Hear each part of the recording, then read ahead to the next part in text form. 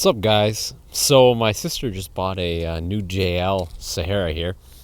So it's the 4-cylinder one, so it's got the 2-liter turbo, which is pretty cool. So we're gonna be doing some mods to it today, just something really simple.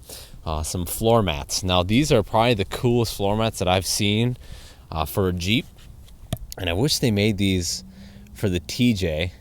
But as you can see in here, it's kind of like like a landscape or topography or whatever you want to call it. It's got a little dinosaur in there. Just really cool. And the red Jeep looks neat as well. But this one's got a little shovel and pickaxe. And this is cool since it's got the old World War II Jeep, Willis Jeep on there, which is pretty cool. So we're just gonna throw these in and see how they fit.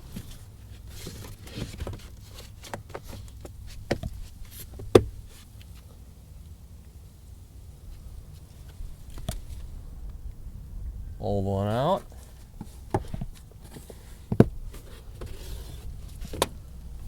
Put the new one in.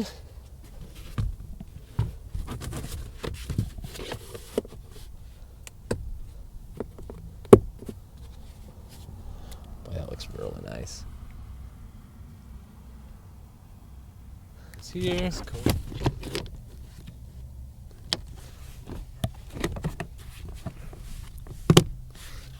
There.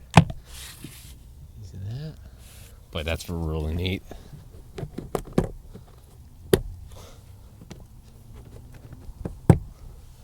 Let's clamp these together here. Okay. So how does that look? That looks awesome.